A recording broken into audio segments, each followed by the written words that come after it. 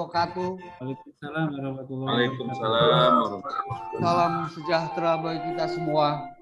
Suatu kebahagiaan yang luar biasa bahwa pada malam hari ini kita dipertemukan dalam suatu pertemuan yang sungguh mulia menurut kami panitia Dialog Tiga Daerah yang digagas oleh Institut KHD Perguruan Nasional KHD yang bekerja sama dengan Pusat Studi Pendidikan UNJ Yogyakarta. Pada dialog tiga daerah malam hari ini, panitia menghadirkan 3 narasumber yang luar biasa. Yang pertama, kepada yang terhormat Profesor Dr. Mustanir MSc dari Universitas Assalamualaikum. Waalaikumsalam. Aceh. Assalamualaikum Prof. Salam sehat. Salam sejahtera. Yang kedua ada Dr. Andi Suryadi Mampanggara MHum dari Universitas Hasanuddin Sulawesi Selatan. Assalamualaikum warahmatullahi wabarakatuh. Assalamualaikum Dr. Andi Suryadi. Yang ketiga ada yang terhormat Bapak Iwan Jasadi SPD MED PSD dari Stikip Parat Cendigia Sumbawa Nusa Tenggara Barat. Assalamualaikum warahmatullahi wabarakatuh. Assalamualaikum Dr. Andi. Hadirin yang terhormat, dengan segala hormat dan kerendahan hati, panitia mengucapkan terima kasih atas kehadiran ketiga narasumber dan juga kepada seluruh tamu undangan yang pada malam hari ini hadir dalam dialog tiga daerah yang akan mencoba melihat khasanah budi pekerti dari seluruh daerah yang ada di Indonesia.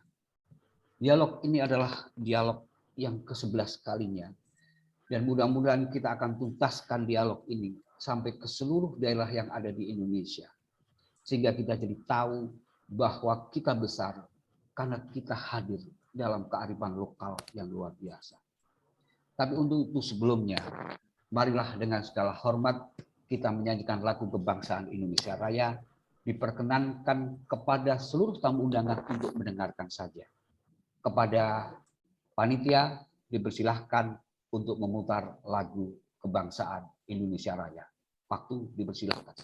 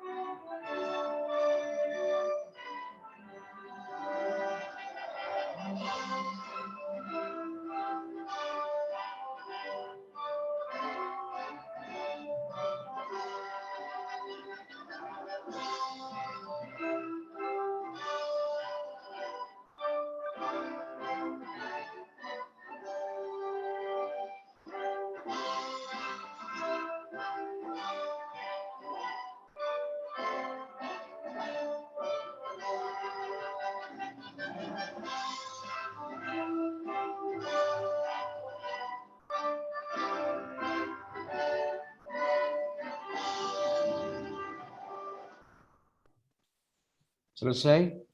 Terima kasih kepada panitia yang telah bersama-sama mengumandangkan lagu Indonesia Raya. Hadirin dan narasumber yang terhormat, semoga acara pada malam hari ini berlangsung dengan baik dan bisa memberikan sesuatu kepada negara tercinta Indonesia. Dengan segala hormat dan kerendahan hati, saya mengajak seluruh tamu undangan yang hadir pada kesempatan malam hari ini memanjatkan doa kepada Tuhan Yang Maha Esa. Menurut keyakinan kita masing-masing, berdoa mulai.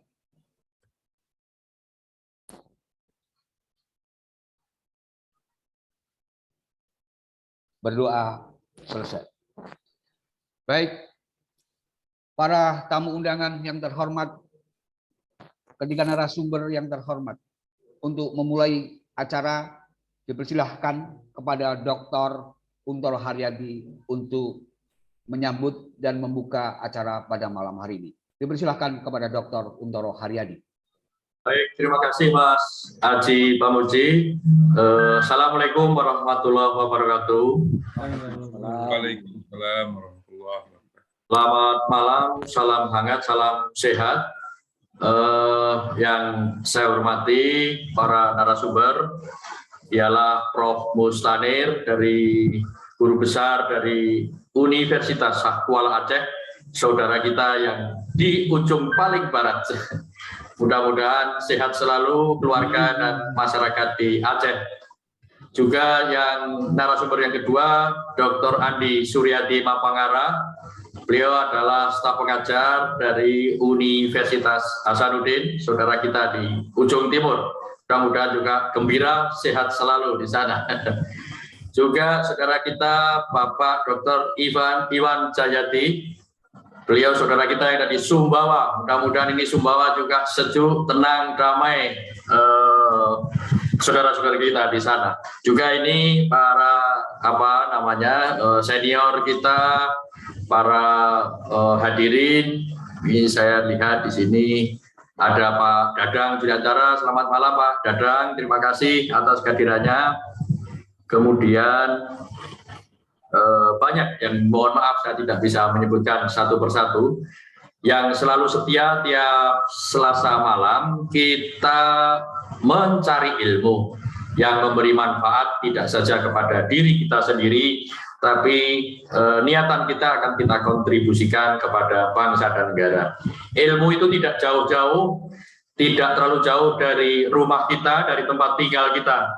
Tetapi ilmu yang kita cari adalah ilmu yang kita gali dari rumah kita sendiri. Dengan keyakinan bahwa kita sesama warga Nusantara ini telah diwarisi oleh nenek moyang kita satu pengetahuan yang tak ternilai harganya. Apakah itu yang diwariskan di Aceh, di Sulawesi Selatan, di Nusa Tenggara Barat, di Bali, di Kalimantan, di Riau, di Papua, di Maluku, di Jawa dan lain-lain, telah membuktikan dan telah kita rasakan bahwa nenek moyang kita adalah manusia-manusia luhur, manusia-manusia bijak yang senantiasa memberikan ajaran terbaik bagi generasi yang akan datang, bagi generasi berikutnya ialah kita. Karena itu pada kesempatan hari ini Bapak Ibu dan saudara-saudara, tadi sudah disampaikan oleh Mas Haji Pamuji, sudah berlangsung 11 putaran kita akan menggali kekayaan nilai-nilai budaya, terutama yang berkaitan dengan budi pekerti yang diwariskan di seluruh wilayah tanah air atau di seluruh wilayah Nusantara. Malam ini kita akan menggali nilai-nilai yang berkaitan dengan budi pekerti dari Sulawesi Selatan, dari Nusa Tenggara Barat, dan dari daerah istimewa Aceh. Kita berharap dari ketiga daerah ini kita bisa belajar, kita bisa meneladani, dan kita bisa mengimplementasikan hal baik dan memberi manfaat dalam kehidupan kita bermasyarakat dan bernegara. Sehingga dengan demikian, maka sebenarnya apa yang ingin kita cari adalah masyarakat kita adalah masyarakat terbuka, masyarakat yang saling menghormati, masyarakat yang selalu menjunjung kesetaraan di antara sesama. Sehingga atas dasar itulah maka bisa dipersatukan dari 700 lebih suku bangsa ini untuk membangun satu negara baru yang bernama Indonesia, di mana pada saat tahun 1928 dikumandangkan Sumpah Pemuda, kemudian 17 Agustus 1945 negara tersebut diproklamirkan. Kalau tidak dilandasi dengan rasa kegotong royongan, rasa kesetaraan, dan juga rasa persatuan, mustahil itu bisa terwujud. Karena itu Pak Haji dan para narasumber, mari kita mencari ilmu bersama. Ilmu yang tiada tarat, ilmu yang tiada tandingnya ini, supaya nanti pun kita bisa mewariskan kepada anak-anak kita, cucu-cucu kita, dan generasi yang akan datang.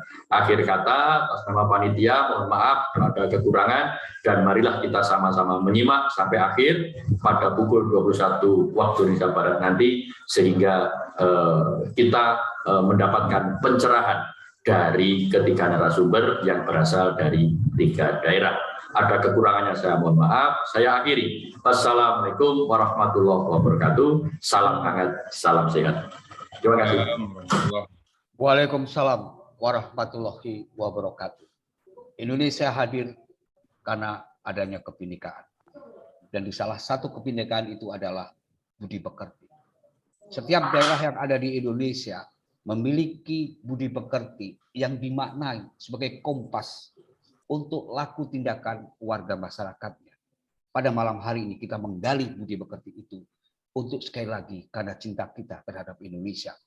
Untuk yang pertama, kami persilahkan dengan segala hormat kepada Profesor Dr. Mustanir MSc dari Universitas Syekh Kuala Aceh untuk memberikan pemahaman pada kita bagaimana budi pekerti dalam konteks Aceh. Waktu 15 menit dari sekarang dipersilahkan. Terima kasih Pak Haji. Baik, bismillahirrahmanirrahim. Assalamualaikum warahmatullahi wabarakatuh. Selamat malam, salam sehat, salam sejahtera untuk kita bersama.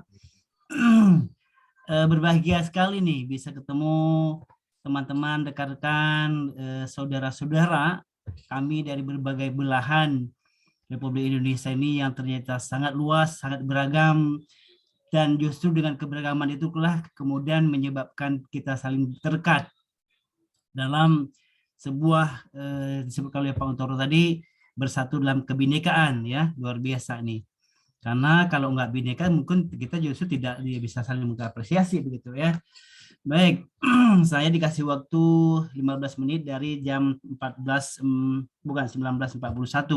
Mudah-mudahan bisa efektif ini. Saya akan coba sampaikan tentang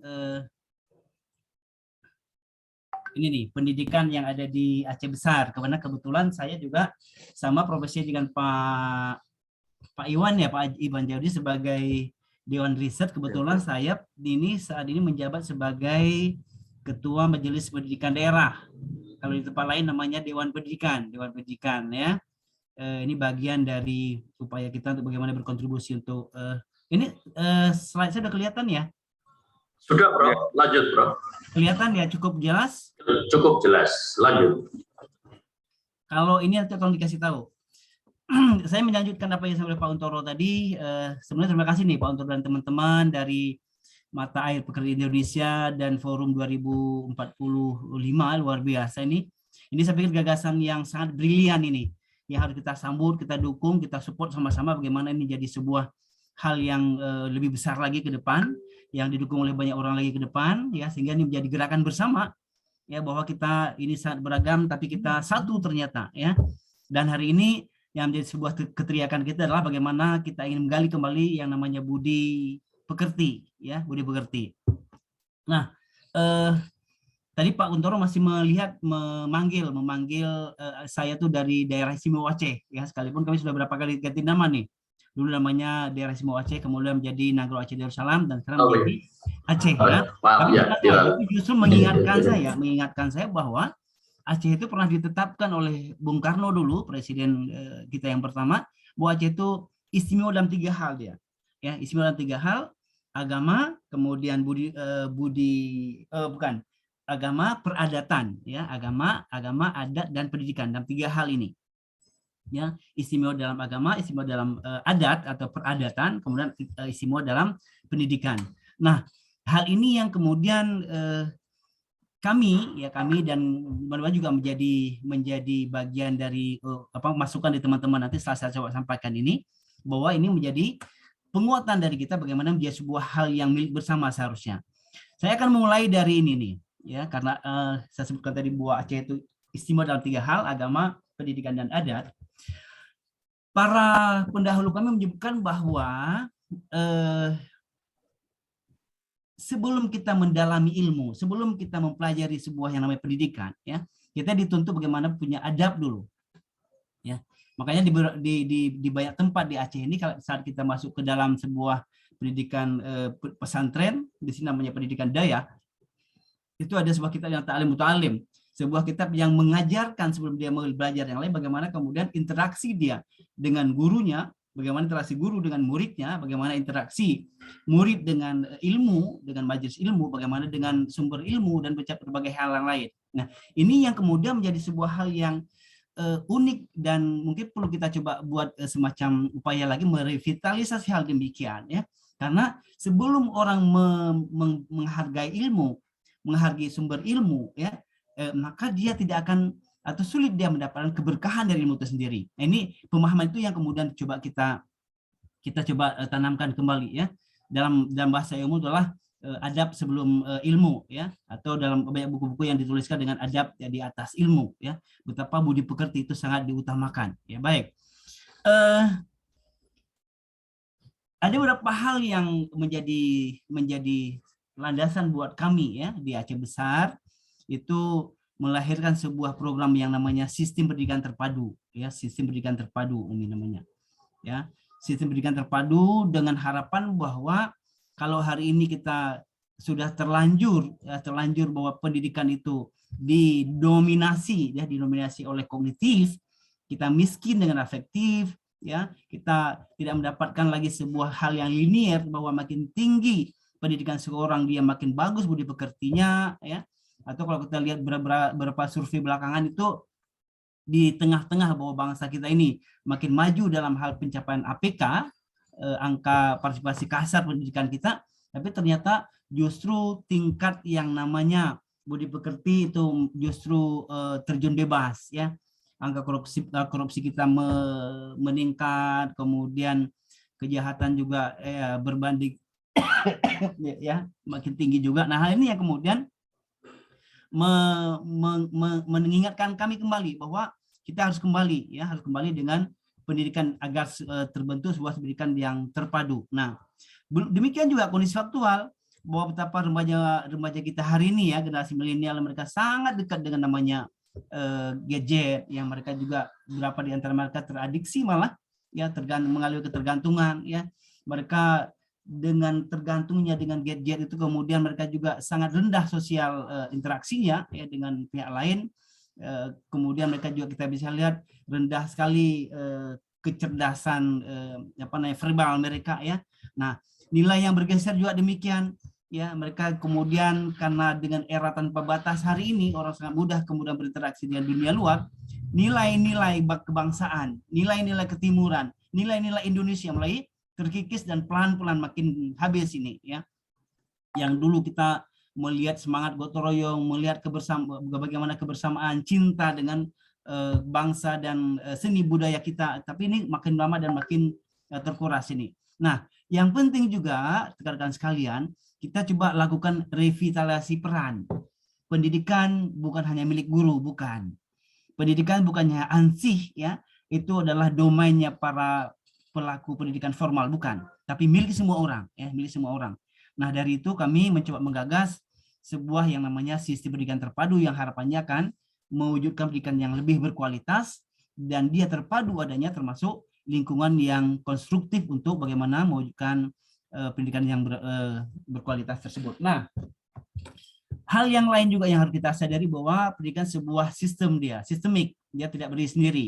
Dia bukan hanya oleh sekolah, bukan, tapi peran keluarga utama dia, orang tua lebih dulu lagi sebelumnya.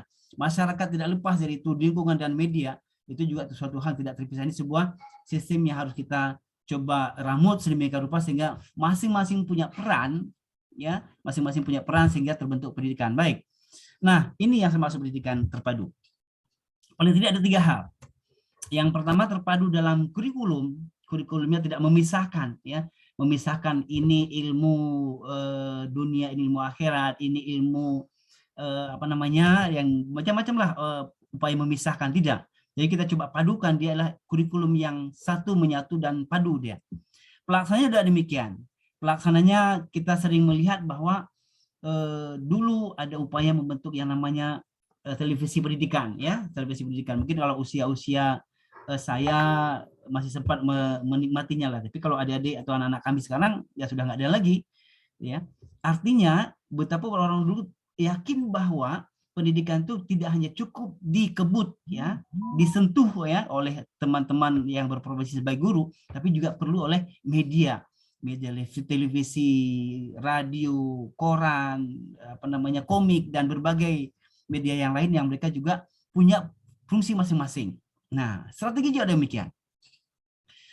Strategi yang saya maksud adalah dalam upaya menyampaikan pendidikan, saat kita tadi sepakat bahwa budi pekerti suatu hal yang luhur harus kita kebangkitkan kembali, maka untuk membangkitkan pendidikan budidaya ini, budi pekerti itu bukan hanya disampaikan dengan lisan, bukan, tapi dicontohkan oleh para petinggi bangsa ini, dicontohkan oleh orang-orang yang tokoh-tokoh masyarakat, dipraktekkan oleh orang tua, kemudian disampaikan bahwa ini hal baik, ini tidak baik. Jadi itu strategi-strategi yang kemudian juga terpadu, ya.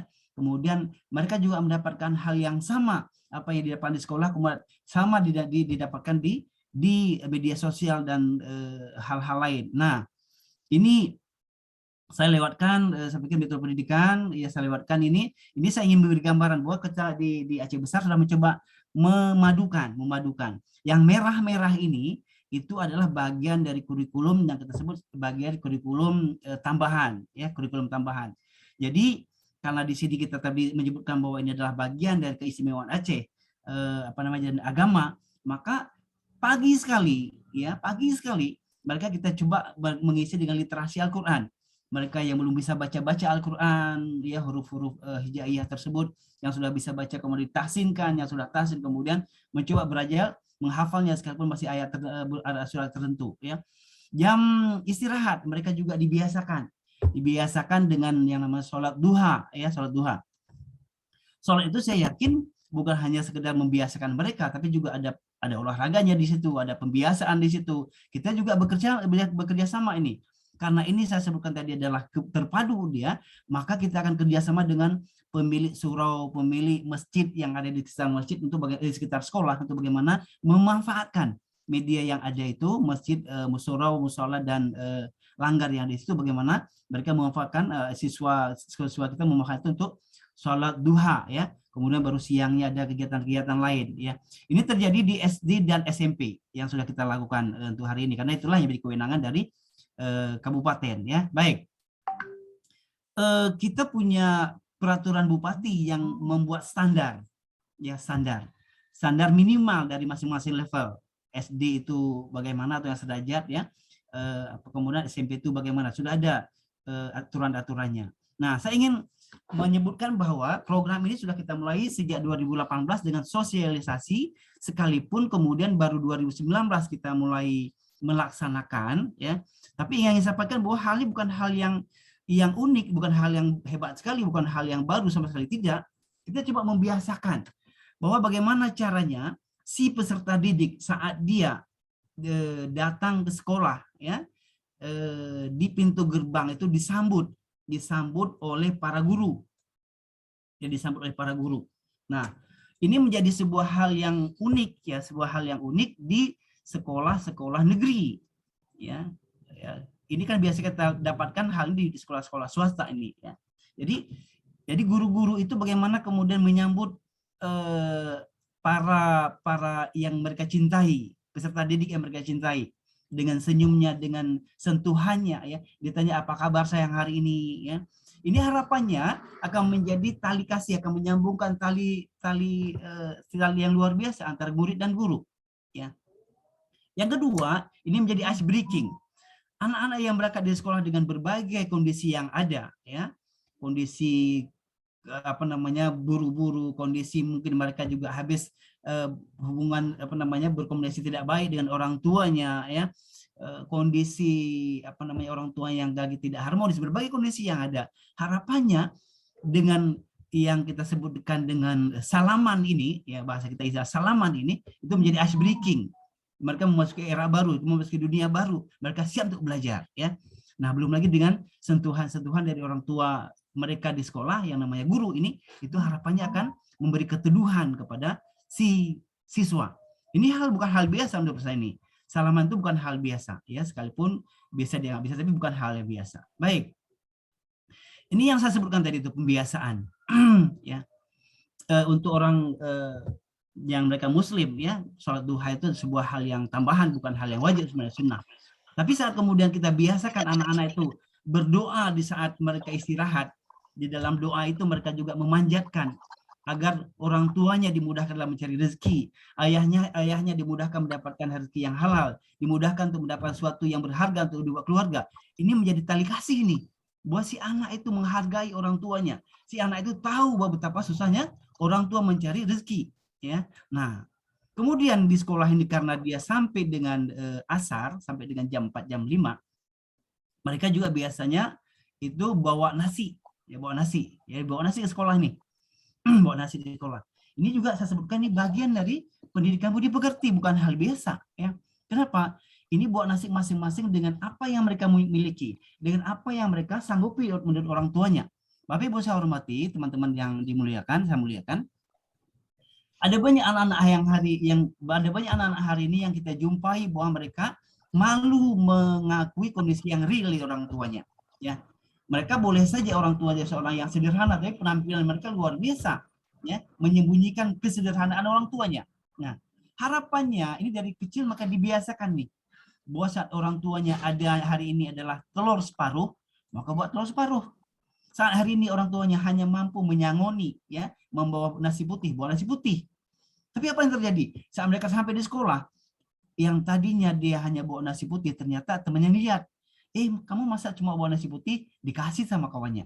Jadi terbentuk saling asuh, ya, saling asih, ya, saling bantu lah, ya, saling bantu luar biasa. Dari kecil mereka sudah saling untuk bagaimana membantu teman-teman, kemudian tenggang rasa dan luar biasa nih, ya.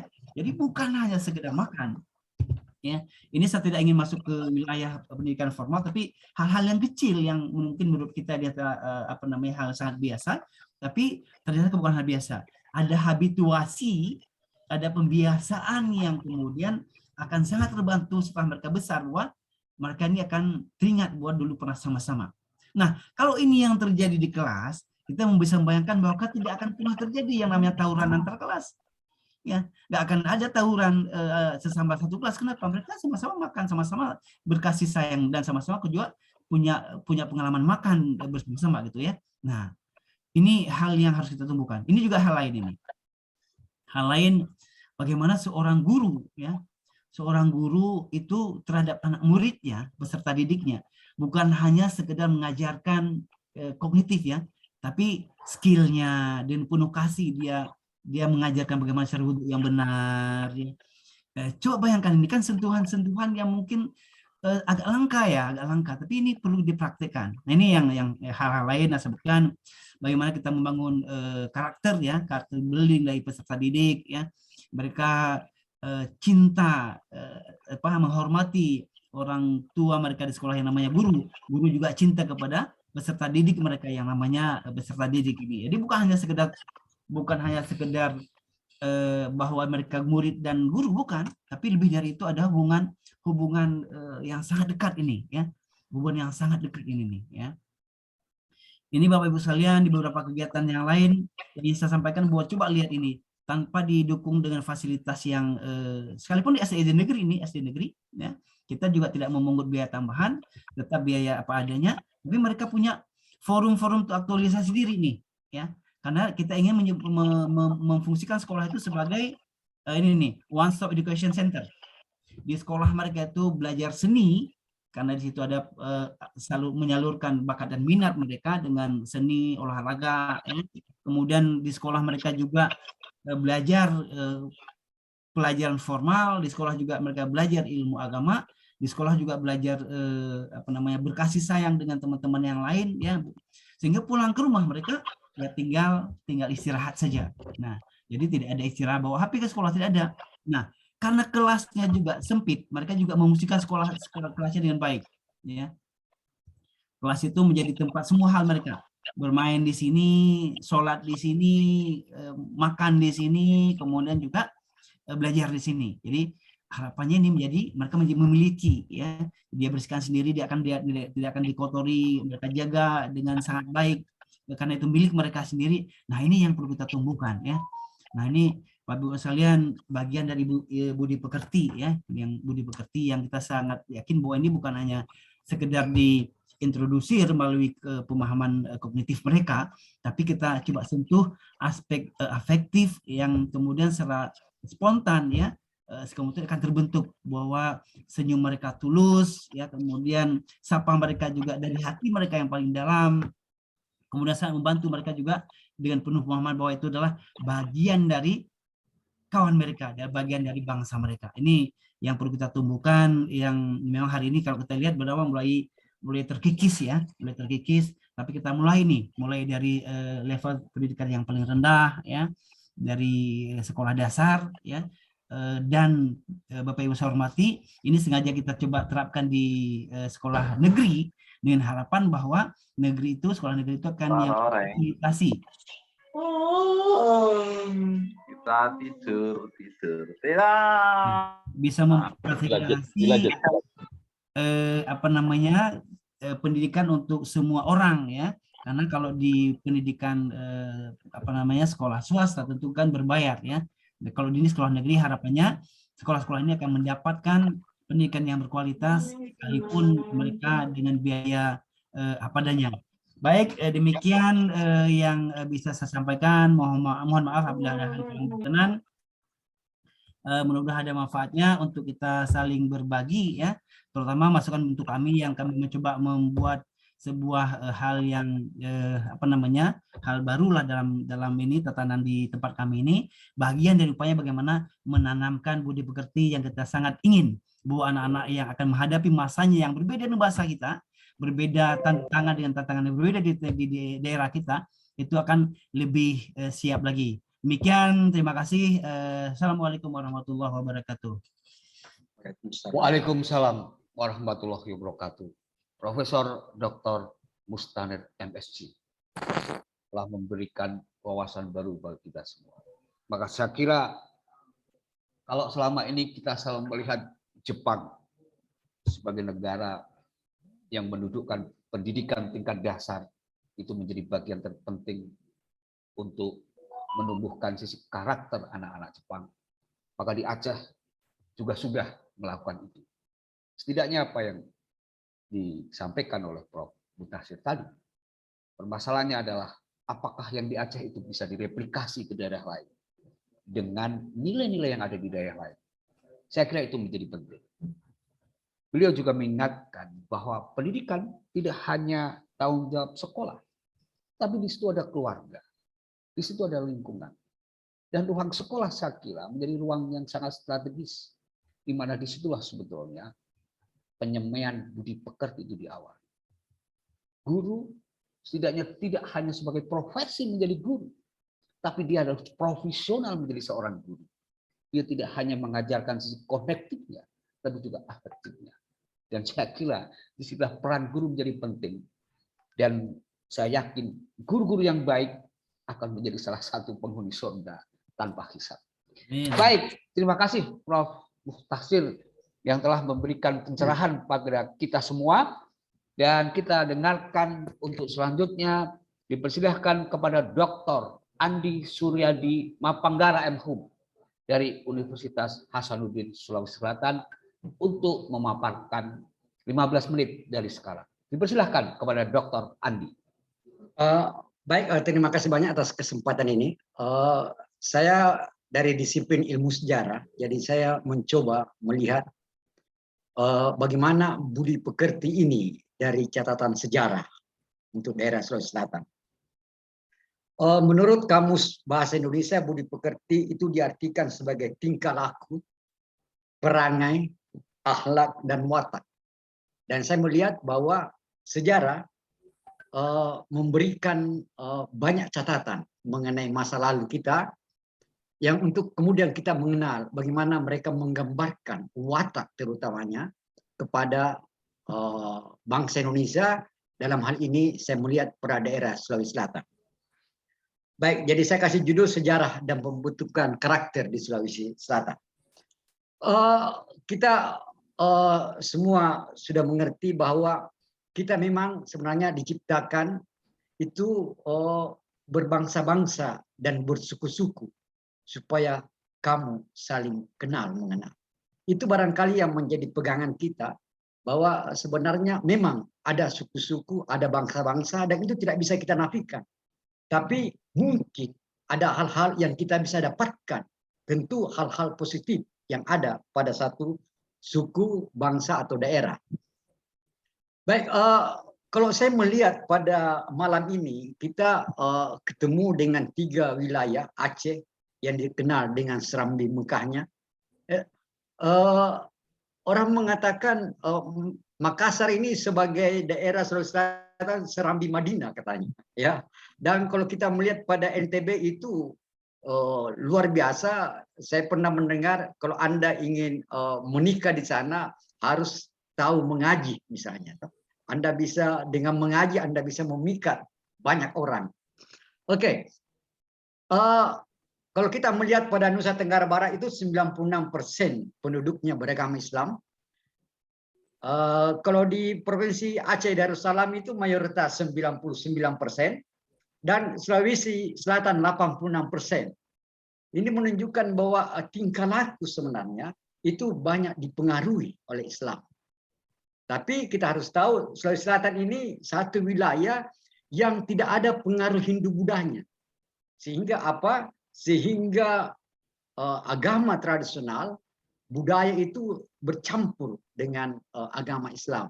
Tentu ada seleksi dalam hal ini. Baik, wilayah Sulawesi Selatan ini pernah dijuluki oleh Belanda sebagai Pulau Keonaran. Dia tidak pernah mendapatkan ketenangan ketika berada di sini. Kita coba melihat beberapa contoh peristiwa-peristiwa sejarah yang membuat daerah ini dikenal sebagai daerah keonaran dalam arti kata bahwa tidak pernah terjadi masa-masa yang tentram begitu lama. Perang Makassar di abad 17, pergolakan dalam kerajaan-kerajaan di Sulsel abad ke-18, ekspedisi militer Belanda sepanjang abad ke-19, penaklukan yang dilakukan setelah Aceh ditaklukkan, Sulawesi Selatan juga ditaklukkan abad 20, peristiwa Westerlin korban 40.000 jiwa, peristiwa Kahar Muzakkar, DITI, peristiwa PKI, peristiwa-peristiwa ini banyak mempengaruhi tingkah laku, perangai, dan watak orang-orang Bugis, Makassar, Mandar, dan Toraja. Kita tahu bahwa di wilayah Sulawesi Selatan ini, sebelum Sulawesi Barat kemudian muncul di tahun 2004, ada 4 etnis besar, Makassar, Bugis, Mandar, dan Toraja. Dan keempat etnis ini punya watak, perangai, tingkah laku yang tentu berbeda. Bukan cuma dalam satu provinsi, tapi juga mungkin dalam salah satu kabupaten dan kecamatan-kecamatan yang ada. Itu berbagai-bagai prinsip, berbagai-bagai tingkah laku, perangai, watak masing-masing. Sehingga ada orang mengatakan, jangan kamu pergi ke kecamatan itu, orang-orangnya berwatak keras, pemberani semua. Kamu ke sana mudah, karena di sana itu orang penakut semuanya. Tapi coba kita lihat bagaimana penjajah melihat orang Bugis, Makassar, Mandar, Toraja di masa lalu. Dia melihat, karena kita tahu bahwa penjajah ini mencoba mendalami budaya ketika dia mencoba menaklukkan satu wilayah. Sehingga mereka dapat mengetahui dengan baik dan mudah, ya, dengan istilah pecah belah lalu berkuasa. Kita melihat, bagi penjajah melihat bahwa manusia Bugis, Makassar, Mandar, Toraja itu adalah angkuh dan tinggi hati. Ya, kita mungkin seperti yang dikatakan oleh Mukhtar Naim, seorang antropolog, mengatakan bahwa di mana ada tambatan perahu, di situ akan ada orang-orang Bugis, Makassar, Mandar, dan Toraja misalnya. Jadi orang-orang Bugis, Makassar ini mungkin untuk di seluruh Nusantara mereka cukup berperan di bagian-bagian tertentu dan mereka berada di sana. Bahkan kita tahu di Malaysia abad ke-18 itu dikatakan sebagai abad orang-orang Bugis Makassar, ya. Jadi kita melihat bagaimana orang-orang Bugis Makassar yang begitu banyak di Nusantara ini. Orang-orang penjajah melihat manusia Bugis Makassar Mandar Toraja itu bergelora ya, jadi suka menggebu-gebu dia. Satu lagi adalah mereka termasuk pendendam, cepat marah, ya biasa orang ya, suka berjudi salah satunya, ya ada lekas tersinggung,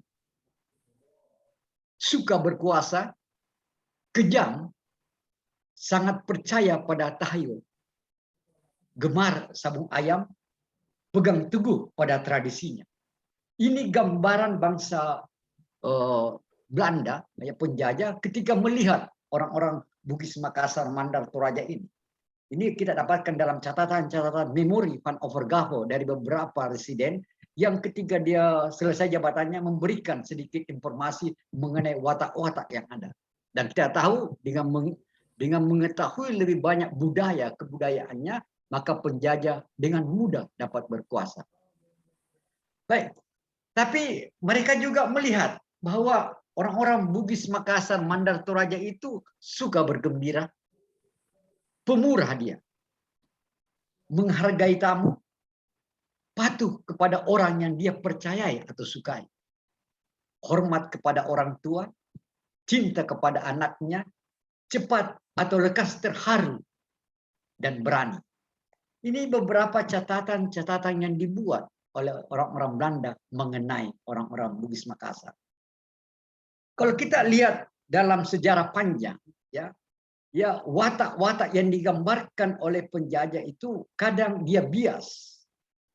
Ketika dia mengatakan bahwa orang-orang Bugis Makassar itu sebagai terkenal perampok-perampok, mereka tidak tahu yang mereka rampok adalah orang-orang Belanda saja. Karena apa? Karena harga diri mereka. Ya, ketika mereka kemudian ditaklukkan, mereka membalas dengan cara yang demikian. Baik, ini yang saya tadi istilahkan bahwa kalau kita mencoba melihat budi pekerti itu adalah tingkah laku, perangai, akhlak, dan watak. Jadi ini ya, jadi kalau kita melihat ini berarti pengertian ini, maka sebenarnya lingkungan memang sangat berperan penting. Saya hanya akan melihat bahwa lingkunganlah dia yang boleh menjadikan anak itu bagaimana ke depannya. Tentu yang dominan adalah lingkungan keluarga. Ya, untuk membentuk budi pekerti yang baik adalah kita melihat pada lingkungan keluarga. Tapi kita harus tahu bahwa warisan-warisan di masa lalu yang diturunkan dari satu generasi ke generasi lain dengan cara lisan itu dibentuk dari perjalanan sejarah di masa lalu. Dia tidak muncul dengan tiba-tiba, tapi dibentuk dari perjalanan sejarah. Jadi lisan, ya, ketika mereka tidak mempunyai misalnya tulisan, itu pengaruhnya sangat besar. Tapi di Sulawesi Selatan kami memiliki yang namanya aksara, yang itu kita kenal dengan aksara lontar, yang merekam kejadian-kejadian di masa lalu, yang merekam berbagai tingkah laku, perangai, watak orang-orang di masa lalu. Dan itu kemudian kita bisa dapatkan dengan mudah, sehingga orang kemudian melihat, oh, nenek moyang kita dulu begini ya, raja-raja kita dulu arif bijaksana. Ketika mereka melihat bahwa mengapa terjadi keonaran, mengapa terjadi malapetaka, itu karena ada hal-hal yang terjadi di dalam kerajaan. Ini mereka dapatkan, dan kalau ini dapat diwariskan dengan baik, itu saya pikir akan membentuk perangai tingkah laku pada generasi-generasi berikutnya. Tapi kita harus sadar juga bahwa pengaruh teknologi sangat-sangat berpengaruh besar. Ya, saya punya cucu karena dia suka bermain game. Karena dia tahu kalau ada orang tuanya dia akan susah bermain game, dan dia bertanya kepada kakaknya, apakah bapak sudah pergi? Apakah bapak sudah hilang di muka bumi? Itu istilah, apakah bapak hilang di muka bumi itu artinya apakah bapak sudah pergi. Tapi kan ini istilah diksi ini dia pakai dari apa yang dia tontonkan. Jadi pengaruh dari media juga harus benar-benar disikapi dengan baik. Ya, barangkali ini tugas dari Menteri Pendidikan barangkali. Tugas bagi kita masyarakat ini yang bertindak sebagai ibu dan bapak ini adalah bagaimana membina anak-anak kita agar mereka dapat bertingkah laku dengan baik.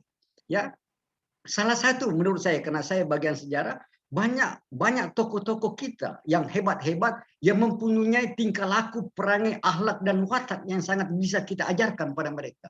Kita bisa nina bobokan anak-anak kita, kita bisa ceritakan sesuatu. Tidak apa kita kembali seperti masa lalu ketika ibu-ibu kita mengayun kita di atas ayunan dan bercerita mengenai masa-masa lalu yang baik-baik.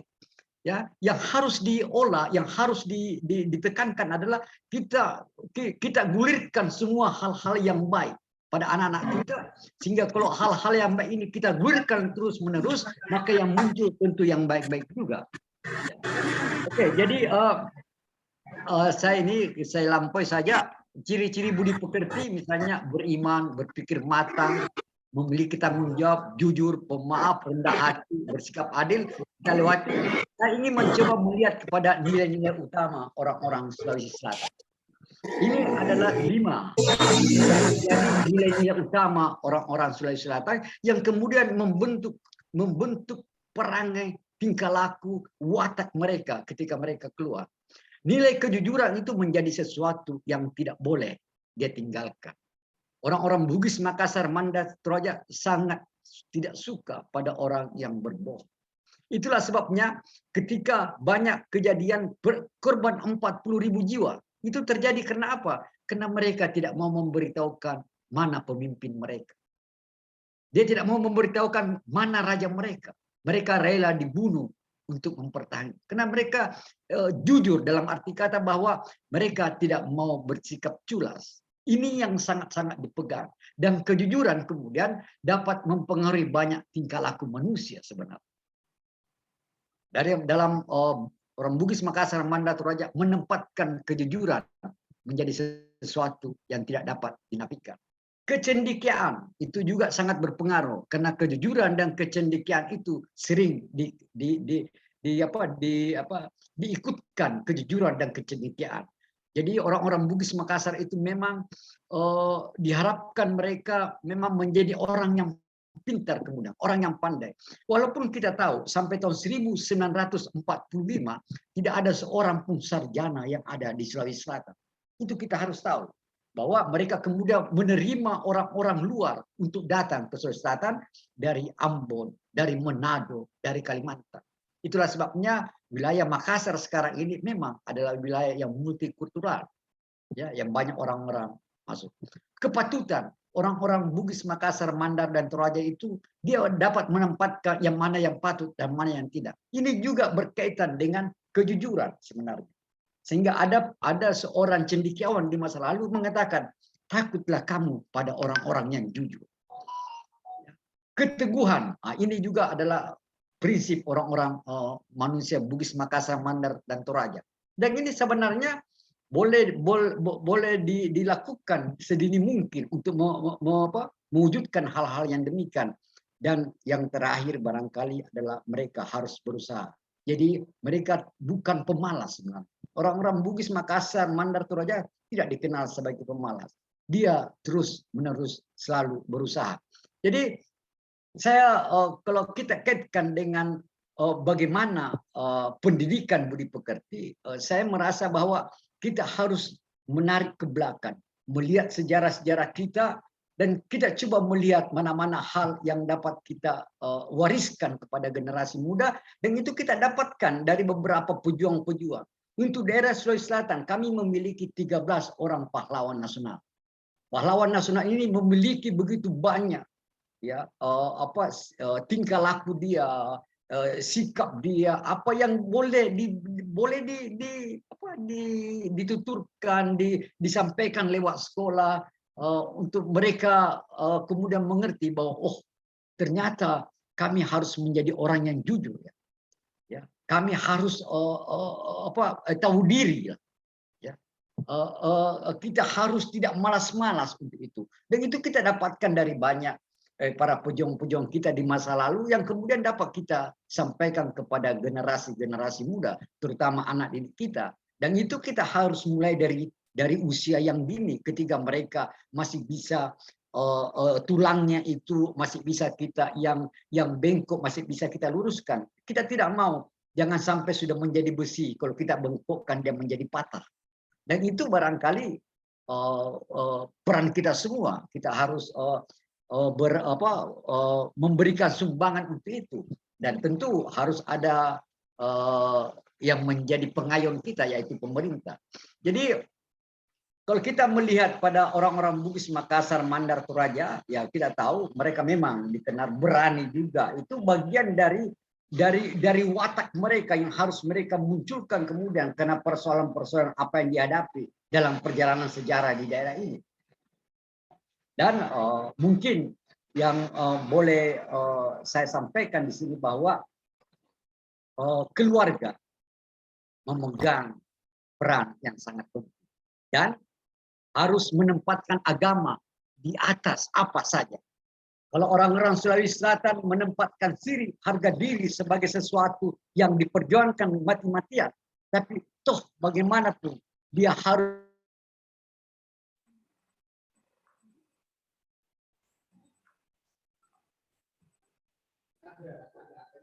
Dr. Andi Suryadi, apakah masih sepertinya Dr. Andi terlempar dari forum. Ya, Dr. Andi. Dr. Andi. Baik, hadirin, karena Dr. Andi sepertinya terlempar sebelum presentasi beliau berakhir, maka akan kita sambung dengan pemateri berikutnya. Beliau adalah Bapak Iwan Jasadi, SPD, MED, PSD, yang akan memberikan pemahaman pada kita tentang bagaimana budi pekerti di Sumbawa, Nusa Tenggara Barat. Dipersilahkan Dr. Iwan, Bapak Iwan Cahyadi, PSD. Dipersilahkan, waktunya 15 menit. Terima kasih banyak Bang Aji Pemuji. Saya coba untuk share screen, insya Allah. Assalamualaikum warahmatullahi wabarakatuh. Waalaikumsalam. Yang saya hormati Bapak-bapak panitia, rekan-rekan narasumber. Alhamdulillah, terima kasih atas kesempatan yang diberikan. Pada kesempatan ini, saya ingin membahas dalam dialog 3 daerah ini terkait dengan kebijakan pendidikan karakter di daerah saya, yaitu di Kabupaten Sumbawa, Provinsi Nusa Tenggara Barat. Ada kemiripan dengan materi yang disampaikan oleh Profesor Mustanir tadi ya, di daerah Istimewa Aceh, di salah satu kabupaten di sana. Tentu saja kami juga banyak kemiripan dengan Sulawesi Selatan, karena dalam sejarah Sumbawa, masa lampau, bangsawan Sumbawa banyak dari Sulawesi Selatan.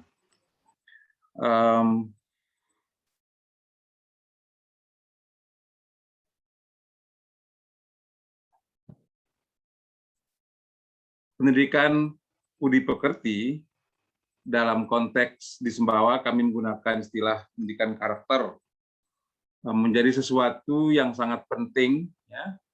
Dalam kesempatan ini saya akan memaparkan pendidikan karakter dalam 2 tahun terakhir di kabupaten kami, di mana kami baru menghasilkan satu peraturan Bupati Sumbawa.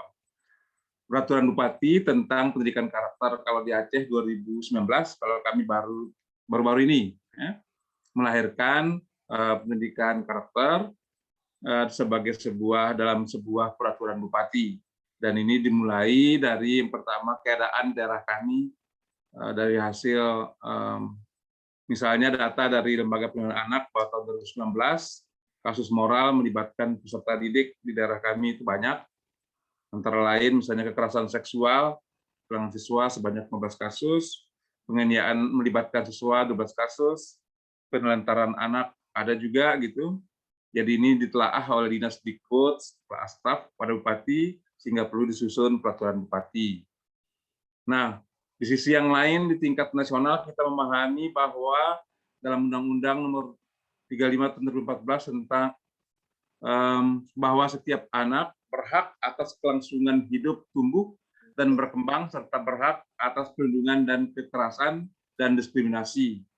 Kemudian di sisi yang lain juga di tingkat nasional ada penggantian ujian nasional dan USPN dengan asesmen nasional yang terdiri atas asesmen kompetensi minimum dan survei karakter dan survei lingkungan sekolah.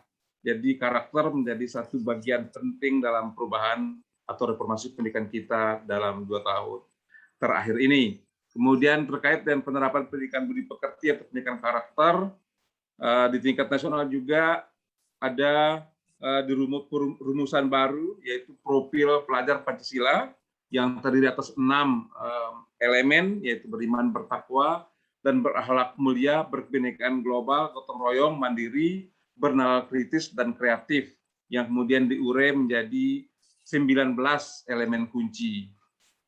Nah, konteks nasional ini tentu mempengaruhi kondisi di daerah kami di Sumbawa. Di samping kondisi yang terjadi di daerah, kami melakukan workshop ya untuk menelaah kondisi sejauh mana yang terjadi, sehingga kami menemukan bahwa kondisi di Sumbawa di daerah kami itu pendidikan karakter sebetulnya sudah berkembang dengan baik, karena sejak 2013 penerapan kurikulum 2013 sudah ada elemen pendidikan karakternya, namun belum tersedia model-model yang holistik dan integratif untuk dijadikan acuan pengembangan pendidikan karakter berbasis nilai dan budaya Sumbawa khususnya. Yang dilakukan waktu itu baru merupakan penerapan dari kurikulum 2013, berarti dari pusat. Sementara tingkat fleksibilitas dalam monitoring dan evaluasinya masih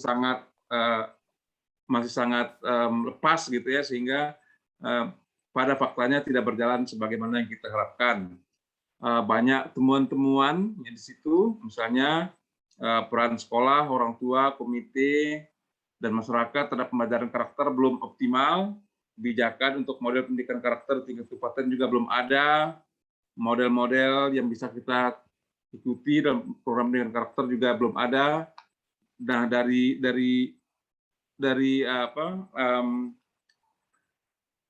dari temuan-temuan inilah kemudian lahir ekspektasi agar kami bisa merumuskan satu kebijakan pendidikan karakter di Kabupaten Sumbawa dengan adanya payung, yaitu berupa peraturan bupati yang akan bisa menjadi awal bagi pembentukan perbaikan secara sistemik pendidikan karakter di daerah kami. Dan kebetulan di daerah kami di Kabupaten Sumbawa, setelah pemilihan tentu bersama-sama secara nasionalnya, kepala daerah yang baru langsung menyambut draft yang telah disusun oleh tim waktu itu dan menyesuaikannya konteks isi peraturan bupati dengan visi pemerintah Kabupaten Sumbawa, yaitu Sumbawa yang gemilang, yaitu Sumbawa yang memiliki daya saing kuat serta mampu berkompetisi baik di tingkat regional, nasional, maupun di tingkat internasional. Nah, ketika ini menjadi satu visi yang kemudian juga dititipkan dalam peraturan Bupati tentang pendidikan karakter, maka jawabannya adalah apa tantangan ke depan yang dihadapi oleh anak-anak kita dalam menghadapi kemajuan ilmu, teknologi, informasi, dan komunikasi di abad ke-21. Keterampilan seperti apa yang perlu dimiliki untuk menjawab tantangan tersebut. Nah, dari background saya kebetulan sebagai seorang pendidik pendidikan bahasa, kemudian juga saya berkecimpung di program inovasi yang merupakan kemitraan pemerintah Indonesia dan pemerintah Australia dalam membangun pendidikan anak-anak di Indonesia. Kami banyak membantu pemerintah di kabupaten, provinsi maupun pusat dalam perumusan kebijakan, sehingga kami bisa menemukan salah satu solusi untuk bisa memenuhi ekspektasi visi ini adalah melalui keterampilan abad 21 yang harus kita kuasai, yaitu yang terdiri atas keterampilan belajar, keterampilan literasi, dan keterampilan hidup. Ya. Keterampilan belajar terdiri atas kemampuan berpikir kritis, kreatif, kemudian kolaborasi dan komunikasi. Literasi, kemampuan literasi terdiri atas literasi informasi, literasi media, kemudian literasi teknologi. Kemudian keterampilan hidup adalah fleksibilitas, kepemimpinan, inisiatif, produktivitas, dan kehidupan sosial gitu ya, yang bisa kita urai satu persatu nanti. Kemudian Bapak-Bapak sekalian, Bapak dan Ibu sekalian, ternyata tidak cukup di situ dengan hanya berorientasi kepada kompetisi tingkat nasional dan global. Ada persyaratan juga bahwa visi yang ingin dicapai dalam pembangunan Sumbawa yang melandasi termasuk dititip dalam peraturan Bupati Tampilan Karakter itu bahwa masyarakat Sumbawa harus tetap, walaupun setinggi apapun dia berhasil nanti, harus tetap memegang filosofi dasar yang telah diwariskan secara historis seperti yang dipaparkan tadi oleh Dr. Suryadi, maupun di Aceh, di Sumbawa juga ada pegangan turun-temurun, yaitu filosofi adat berhenti kusara, yaitu adat yang berpegang teguh pada syariah, sarah berhenti ku kitabullah, yaitu syariah yang berpegang teguh pada kitab Allah, takit ku nenek, takut pada Allah atau bertakwa kepada Allah, kangilah buat lenge, dan memiliki rasa malu untuk berbuat yang buruk. Itu merupakan filosofi dasar yang mendasari semua nilai karakter yang ada di Kabupaten Sumbawa. Sehingga dengan demikian akan terbentuk di Sumbawa satu kondisi masyarakat yang senap semu, yaitu sejahtera secara spiritual, merasa cukup secara religius, kemudian riam remo, yaitu merasa damai, bersahabat, dan penuh rasa kekeluargaan dengan siapapun, tidak hanya dengan orang sesama Sumbawa, tetapi dengan orang lintas budaya, lintas negara, kemudian juga nyaman nyawi, berkecukupan secara sosial ekonomi. Dan ini juga sejalan dengan visi gemilang tadi secara material. Nah, kemudian kami sebagai tim dalam penyusunan Perbup, ya, dan juga dalam pendampingan implementasi, dan juga di dalam Perbup kami itu ada kewajiban untuk mengikat dengan profil pelajar Pancasila ini, yang tadi saya sebutkan ada 6. Kemudian secara lebih spesifik juga di dalam peraturan Bupati kami yang nomor 33 tahun 2021 yang ditetapkan pada tanggal 9 Agustus tahun 2021 ini, diluncurkan tanggal 4 Oktober yang lalu ya. Sebetulnya nilai-nilai karakter yang dikembangkan dibatasi pada 4, tetapi sebetulnya mencakup semua nilai-nilai yang ada di dalam profil pelajar Pancasila dan juga nilai-nilai lokal, yaitu nilai-nilai karakter yang berhubungan dengan Tuhan Yang Maha Esa, nilai karakter dalam hubungan dengan diri sendiri, nilai karakter dalam hubungan dengan sama manusia, dan nilai-nilai karakter dalam hubungan dengan lingkungan, yang ketika diurai juga mencakup semua 19 elemen kunci di dalam profil pelajar Pancasila. Di samping itu juga dalam peraturan Bupati itu ada kewajiban dalam pengembangan implementasi program ini untuk menyandarkan juga dalam implementasinya pada kearifan lokal. Oleh karena itu kami sebagai tim dalam tahapan sekarang ini mengumpulkan sumber-sumber referensi kearifan lokal yang bisa kami gunakan untuk memperkaya implementasi dan pendampingan program pendidikan karakter yang terdiri atas peraturan-peraturan terkait yang berlaku di daerah dan desa, peraturan tentang lembaga adat, tentang muatan lokal, gerakan literasi sekolah, peraturan desa yang lainnya. Buku-buku yang memuat paduan kekayaan budaya, seni dan budaya, dan keadaan alam Sumbawa. Kemudian pustaka-pustaka yang memuat nilai-nilai lokal, ada namanya lawas, kemudian peribahasa, hasil observasi dan sharing tokoh budaya, agama, orang tua, dan warga sekolah, dan berbagai situs dan konteks lokal yang mewakili perbedaan letak geografis dan komposisi demografi di Kabupaten Sumbawa. Jadi betul-betul dia berbasis kearifan lokal dan juga konteks lokal untuk mengoptimalkan terjadinya pembelajaran. Nah, dalam implementasi peraturan Bupati ini saat ini dalam proses menuju implementasi tahun depan, bersifat ada 2 jalur penerapannya. Yang pertama bersifat melekat untuk semua sekolah di bawah kewenangan pemerintah daerah Kabupaten Sumbawa, karena ini peraturan Bupati, tentu semua sekolah terikat, yang melalui surat edaran Kepala Dinas Pendidikan Kabupaten dan Kebudayaan Kabupaten Sumbawa untuk semua sekolah SD dan SMP, PAUD dan TK untuk menerapkan pendidikan karakter sesuai dengan kemampuan mereka, dengan mendata potensi-potensi yang sebelumnya ada dan sifatnya lebih fleksibel. Kemudian yang kedua adalah melalui uji coba pada 29 sekolah madrasah yang mewakili ketiga jenjang pendidikan tadi sesuai kewenangan, mewakili 5 zona wilayah, karena kami ini cukup besar. Sumbawa itu lebih luas, satu kabupaten ini lebih luas daripada semua wilayah kabupaten kota di Provinsi Nusa Tenggara Barat, walaupun penduduknya termasuk masih kecil. Mewakili kota, kepulauan, kemudian wilayah timur, selatan, dan barat. Dan juga berbasis desa, kemudian juga mewakili kalau di Aceh maupun di Sulawesi mungkin kelompok etnisnya relatif sama, tapi kalau di sini ini sangat multikultural. Di samping orang Sumbawa juga banyak orang suku-suku yang lain yang cukup signifikan, karena Sumbawa juga merupakan tujuan daerah transmigrasi di masa lampau, sehingga banyak titik-titik masyarakat yang berbeda, latar belakang etnik, yang tetap kita hargai dan kita akomodasi dalam pengembangan pendidikan karakternya. Kemudian kami juga melibatkan 21 fasilitator daerah yang berasal dari unsur guru, kepala sekolah, madrasah, pengawas, dan dosen dari beberapa perguruan tinggi ya dalam penerapan ini. Dalam usaha kami khusus untuk yang uji coba, nanti yang uji coba itu tujuannya adalah untuk memberikan model di semua sekolah yang sudah menerapkan sesuai kemampuannya. Kami akan memberikan panduan-panduan teknis dari hasil uji coba nanti yang bisa membantu menyempurnakan praktek secara menyeluruh. Nah, dalam hal ini ada beberapa kriteria dalam penerapan pendidikan karakter yang kami cobakan, bahwa ada beberapa prinsip yang harus diikuti. Yang pertama adalah bahwa program ini nanti harus berpusat dan membangun ownership sekolah, ya.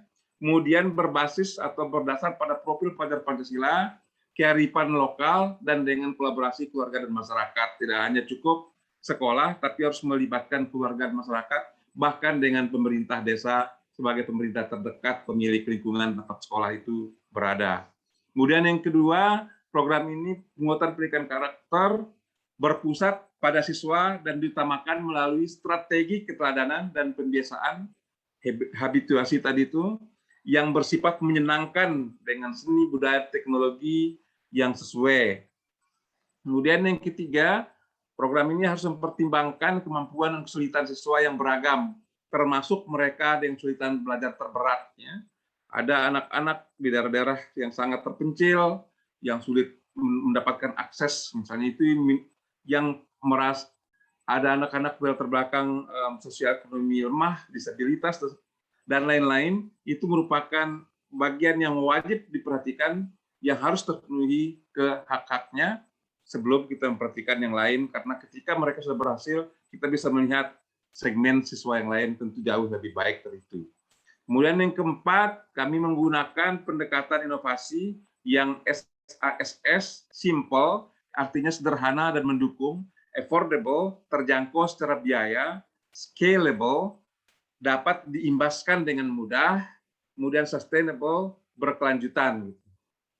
Artinya ketika kami menguji coba dalam setahun, program ini dia tidak bisa hanya bertahan selama masa uji coba, kami berharap dia bisa melekat pada seluruh sekolah dan masyarakat serta keluarga secara berkelanjutan. Kemudian yang kelima, materi alat yang digunakan merujuk atau mengadaptasi materi atau alat yang sudah ada, baik di Kemendikbudristek maupun Kemenak, maupun yang dari program kami di inovasi, dan juga program-program lain yang relevan, artinya tidak harus membuat baru, sehingga terjadi percepatan efisiensi dan efektivitas. Kemudian yang keenam, proses uji coba dimonitor dan dievaluasi secara berkualitas dan secara partisipatif. Nah, dalam hal ini dari kami di tim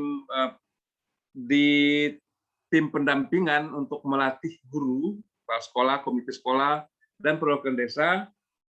Kami mendapat materi dari tingkat nasional berupa modul yang kemudian kami adaptasi sesuai dengan konteks lokal Sumbawa. Yaitu yang pertama pengenalan konsep-konsep pendidikan karakter, yaitu meliputi yang pertama profil pelajar Pancasila, kemudian keterampilan abad 21, kemudian nilai-nilai lokal yang telah kami sarikan dari berbagai sumber yang disebutkan tadi.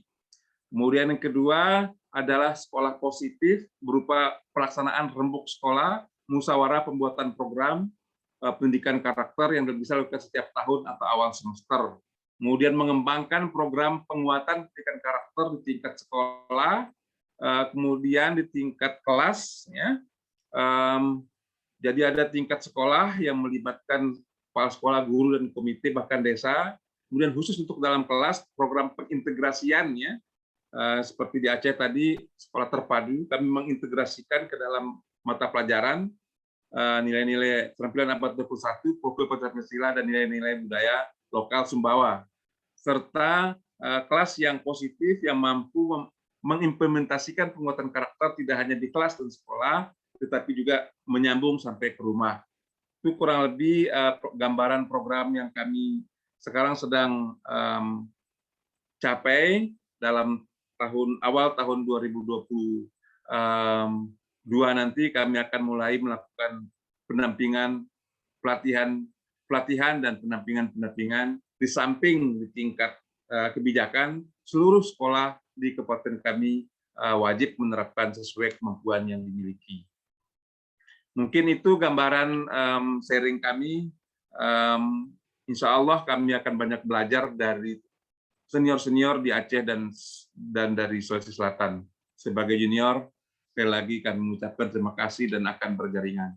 Assalamualaikum warahmatullahi wabarakatuh. Waalaikumsalam warahmatullahi wabarakatuh. Terima kasih Bapak Iwan Jayadi, PhD, atas materinya pada malam hari ini. Kita telah dengar bersama bahwa ketika narasumber sepertinya meletakkan local wisdom atau kearifan lokal menjadi penting dalam membangun karakter atau yang kita sebut budi pekerti bagi anak-anak kita. Dalam usia anak-anak yang disebut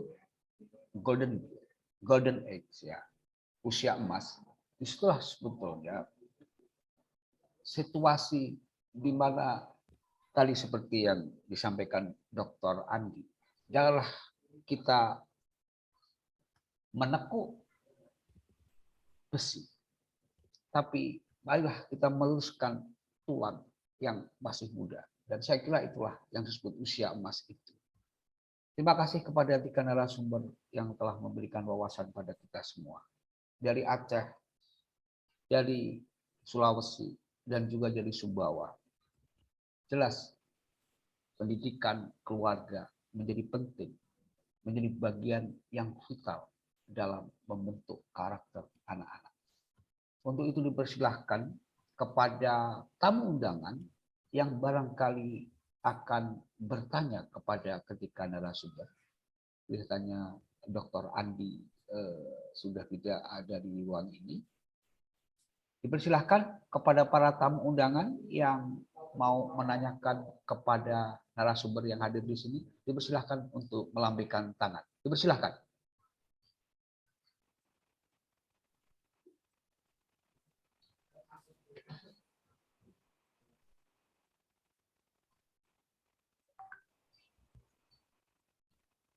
Oke, tidak ada. Kalau tidak ada, saya akan mencoba pertanyaan yang ada di chat yang sudah masuk di dalam kesempatan pada malam hari ini. Oke. Mohon nanya. Oke, silakan. Mohon nanya, Pak. Ya, silakan. Bapak Muhammad, dipersilahkan menyebutkan dari mana dan kepada siapa Bapak menanyakan. Dipersilahkan. Bapak Muhammad. Halo. Ya, terima kasih Pak. Assalamualaikum warahmatullahi wabarakatuh dan selamat malam, salam sejahtera untuk semua. Salam. Saya dari Lombok. Saya dari Lombok, Pak.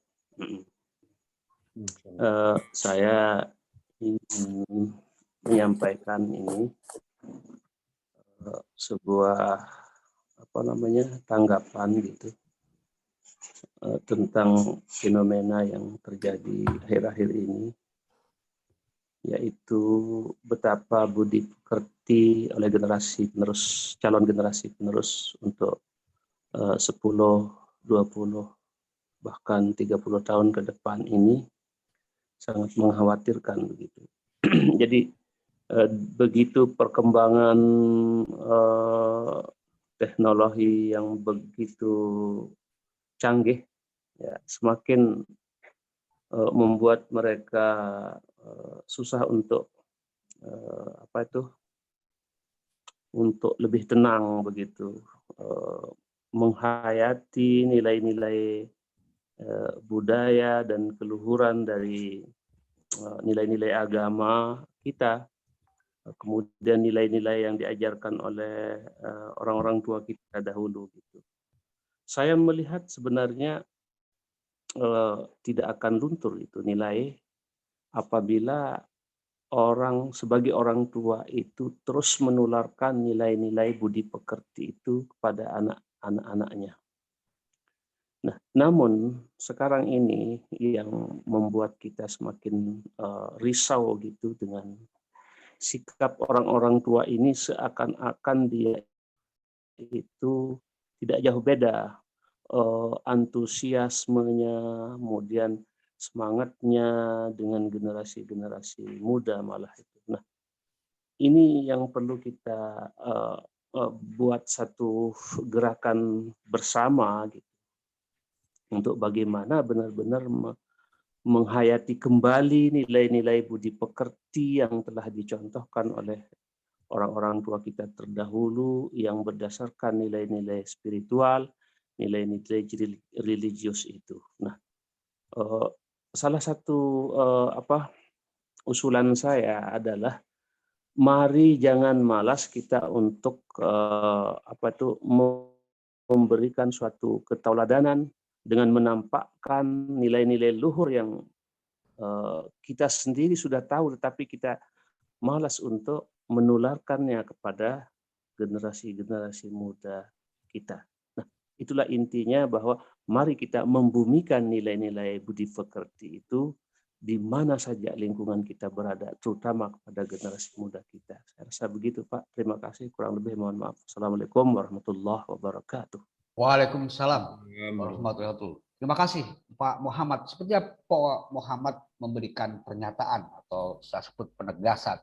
Marilah kita memberi contoh barangkali ya kepada generasi muda, sehingga budi pekerti itu tidak hanya menjadi slogan atau catatan-catatan dalam memori kolektif, tetapi juga menjadi implementasi bagi siapa saja. Terima kasih Pak Muhammad atas pernyataan pada malam hari ini, dan saya kira ini menambah wawasan kita semua. Saya lihat tadi ada Pak Koiri yang melambaikan tangan. Pak Koiri, terima kasih, Pak. Dipersilahkan Pak Koiri. Pak Koiri tadi ada yang melambaikan tangan. Pak Koiri, apakah masih? Assalamualaikum warahmatullahi wabarakatuh. Ya, Pak. Waalaikumsalam. Dipersilahkan. Assalamualaikum warahmatullahi wabarakatuh. Salam. Izin bertanya mengenai pendidikan karakter. Seolah-olah pendidikan dan pengajaran dua hal yang cukup berbeda. Yang saat ini saya lihat di media masa banyak sekali karakter-karakter budi pekerti yang sudah luntur di Indonesia, tergerus oleh modernisasi.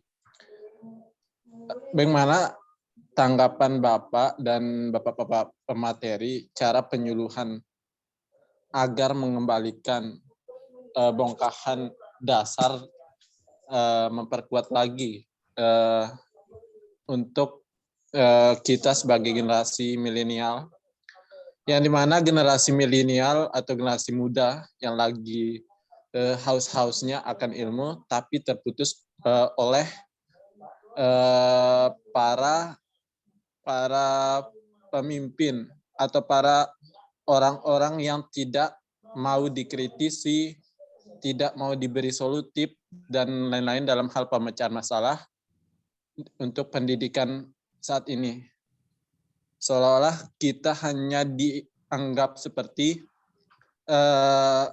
hanya orang yang tidak berbuat apa-apa. Padahal di zaman sejarah, kaula muda itu memberi tonggak besar untuk kemerdekaan Indonesia. Tapi saat ini seolah-olah anak muda dianggap biasa-biasa saja. Mungkin bapak-bapak bisa memberi sebuah humanisme, hubungan yang lebih pendekatan untuk anak muda, agar orang tua bisa menanggapi secara serius permasalahan yang sering terjadi di era sekarang. Oke, terima kasih. Baik, terima kasih Ya. Bapak Koiri. Di sini masih ada 2 narasumber yang masih hadir di ruang kita. Dipersilahkan kepada 2 narasumber. Yang pertama kepada Profesor Dr. Mustandir, barangkali bisa menanggapi pertanyaan Pak Koiri tentang bagaimana memunculkan kembali nilai-nilai budi pekerti kepada generasi muda hari ini. Dipersilahkan, Prof. Mustandir. Terima kasih atas tanggapannya, luar biasa nih. Ada slide yang tadi saya lewatkan kebetulan, slide yang nomor 6 ini. Salah satu pendidikan yang sangat efektif menurut Pak Dr. Abdullah Nasir Ulwan itu ada 5 tahapan, ada 5 model metode. Ya. Yang pertama itu ini sebenarnya sangat kuat dengan nilai-nilai yang disampaikan oleh jadi Batara ya, Ingar Sosung Tulodo, Tududi Handayani, Ingmadio Mangunkarso kan itu ya. Bahwa yang pertama itu sebagai kudwah, sebagai prototype, sebagai model, role model ini. Artinya untuk orang-orang yang lebih tua, yang lebih senior, yang lebih lebih tinggi jabatannya, itu menjadi contoh untuk yang di bawahnya. Pemimpinkah dia, pemimpin level rumah tangga, di dalam masyarakat, di pemerintahan, di tingkat level manapun dia, itu menjadi contoh yang baik itu. Ya, satunya kata dengan perbuatan itu kedua itu. Ya, contoh namanya prototype, role model. Ya, nah sekali lagi saya ulang tadi, yang apa yang disampaikan oleh Ki Haji Dewantara itu, Ingarso Sunglodo Ingmadio Mangunkarso kan, Tududi Handayani, itu sudah nilai yang luar biasa sebenarnya. Ya, dengan yang harus kita pahami. Itu yang pertama tuh, contoh yang teladan. Dan ini yang sekarang menjadi hal yang kritis ya di kita ya, bukan kritis, krisis ya, krisis. Sulit sekali mencari contoh suri teladan yang kuat ya. Guru yang bagaimana menjadi contoh buat anak muridnya, orang tua yang kemudian menjadi model yang dikagumi oleh anak-anaknya gitu ya. Tokoh masyarakat yang kemudian juga diikuti titahnya oleh para masyarakatnya. Itu susah sekali sekarang. Nah, ini coba kita bangun lagi nih. Kita bangun lagi. Yang kedua ya. Jadi kalau kita lihat ini luar biasa nih. Yang pertama setelah kudwah ya, setelah memberikan contoh, yang kedua adalah habituasi. Ya, istilah di dalam bukunya Pak Abdullah Nasir Ulwan itu adalah ada pembiasaan habituasi. Jadi pembiasaan itu menjadi salah satu model pendekatan yang luar biasa. Makanya kita nggak perlu khawatir nih, kan ada semacam sinyalemen ya, dengan model sistem pendidikan yang dulu dengan full day school itu akan menambah beban buat siswa. Sebenarnya enggak. Kenapa? Karena yang diterapkan di situ adalah habituasi kebanyakan. Ya, sambil mereka makan itu ditanamkan nilai-nilai di situ. Sambil mereka kemudian bermain ada nilai-nilai di situ, ya, budi pekerti. Sambil mereka kemudian melanjutkan hobi mereka, ya, bakat dan minat mereka di sekolah, sekali lagi itu ada pembiasaan habituasi di situ. Ya, membentuk karakter mereka, menguatkan kejujuran mereka, membentuk tim tim building di mereka, itu semua ditanamkan di situ. Baru kemudian kalau 1, 2, 3 nggak mempan, baru mau di situ. Ya, baru kemudian mereka didorong untuk diberi masukan. ya kan? Itu tahap ketiga itu, setelah mereka diberi contoh dan kemudian dibiasakan, baru kemudian diberi semacam monitoring lah ya, semacam muraqabah tuh ya. Yang terakhir baru ada sanksi. Nah, ini yang harusnya kita biasakan begini nih. Jadi bukan kemudian ini yang dikedepankan sanksi ya. Bukan ini yang dikedepankan, bukan salah hal ini nih ya. Di kita kan yang sering terjadi adalah hukuman di depan, begitu salah langsung dibuk gitu ya, langsung main pukul begitu. Padahal kita juga belum mampu memberi contoh yang terbaik. Ini nih. Contoh ini sekali lagi bukan hanya guru ya, tapi tokoh masyarakat, media, termasuk media sosial, kan koran yang disebutkan tadi ya, semua itu menjadi alat belajar itu, semua jadi alat belajar, sebagai sumber belajar itu untuk anak-anak. Mereka melihat, membaca ya, mereka mendengar, mereka kemudian mengobservasi apa yang ada di lingkungan, itu menjadi contoh buat mereka. Maka harus hati-hati kita mengisi konten televisi yang tidak baik ya, ada promosi yang tidak benar ya, ada perilaku ucapan yang tidak baik, itu harus hati-hati. Kenapa ya? Semua menjadi contoh. Nah, ini yang harus kita bangun teman-teman sekalian, yang saya sebutkan tadi dengan sistem terpadu ya. Saat kita sebut sistem terpadu bukan hanya guru ya, tapi lingkungan ya, termasuk media sosial adalah bagian dari sumber belajar. Nah, yang kedua tentang pengajaran ya, pengajaran dan education and learning, pendidikan dan pengajaran ya, pengajaran yang sering dipahami sebagai transfer of knowledge ya, menurunkan tentang pemahaman yang dia miliki, tapi pendidikan lebih banyak dia mengajarkan itu bukan membelajarkan ya, mendidik yang, karena bahasa kan punya sen tersendiri dia ya. Saat mendidik, maka mendidik itu bukan hanya sekedar menyampaikan kognitif, bukan hanya menyampaikan materi-materi yang bersifatnya pengayaan kognitif ya, tapi dalam pendidikan itu ada kalanya ya kita minta anak-anak itu untuk bagaimana bagian dari rasa memiliki kelasnya, mereka itu juga diminta membersihkan kelas ya kan, gitu ya. Ini kan menjadi suatu hal yang jarang sekarang. Kenapa? Semua sudah dikelola oleh yang namanya CS sebuah sekolah ya. Ini yang seharusnya menjadi tidak demikian. Kenapa? Karena kita perlu mendidik mereka akan memiliki kelasnya mereka ya. Mereka tidak buang sampah sembarangan. Kenapa? Kalau mereka buang sampah sembarangan, maka yang capek adalah mereka sendiri.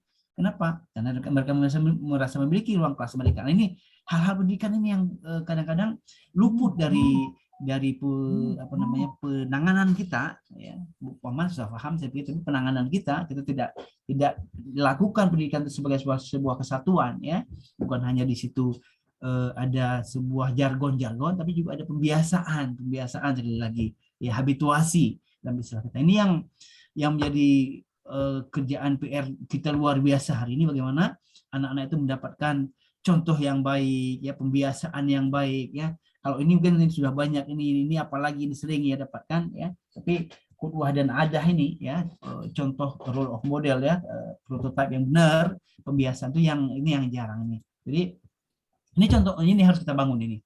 Dan kalau hari ini kita sulit mendapatkan prototipe untuk satu orang yang baik, maka harus muncul dalam bentuk kolektif ya. Bagaimana ada masyarakat, maka kita harus buat gerakan belajar masyarakat yang santun, belajar masyarakat yang disiplin kan. Di mana-mana itu harus kita tumbuhkan agar memberikan contoh pada anak-anak bagaimana disiplin itu ya, agar mereka terbiasa nanti ujungnya kan. Nah, ini Bapak Ibu saya hormati, ini sebuah PR yang luar biasa buat kita semua ya, kita yang masih memiliki kekhawatiran terhadap generasi berikutnya, bagaimana mereka punya budi pekerti yang baik, insya Allah, yang menjadi ciri dari Indonesia ini. Terima kasih. Baik, terima kasih Prof. Nasdi. Untuk selanjutnya Pak Iwan Jayadi PhD, saya kira bisa menanggapi pertanyaan dari Bapak Khoiri tadi. Terima kasih Pak Haji. Dari Pak Khoiri dan juga Pak Muhammadnya. Jadi dalam konteks bagaimana kita membangun pendidikan karakter atau budi pekerti sebagai sebuah, saya concernnya itu bagaimana mewujudkan sebuah sistem, artinya bisa diterapkan oleh seluas-luasnya, bahkan seluruh sekolah ataupun masyarakat. Cuman kita dalam konteks ini tidak bisa misalnya langsung orang tua atau masyarakat secara umum kita harus berangkat dari satu titik gitu. Dalam hal ini saya melihatnya kita menggunakan sekolah sebagai pusat pendidikan karakter, namun tidak berhenti di sekolah. Dia akan keluar ke keluarga, bahkan sampai ke desa dan masyarakat di situ. Kalau kita tidak memiliki pusat melebar, kita tidak akan menemukan solusi. Nah, dalam hal ini dalam konteks di daerah kami di Sumbawa, kebijakan yang baru dalam peraturan bupati untuk sementara ini kami menetapkan sentranya di sekolah, di mana untuk bisa, kalau kita lihat kan nilai-nilai karakter tadi itu dari peraturan bupati sudah jelas menyebutkan nilai-nilai tertentu, namun agar bisa menjadi milik sekolah, ownership dari sekolah, masyarakat dan keluarga, maka dia harus melalui proses rembuk, proses diskusi. Jadi memang ada peraturannya, tapi tidak serta-merta langsung menjadi perintah yang dilaksanakan, karena perasaan memiliki akan hilang,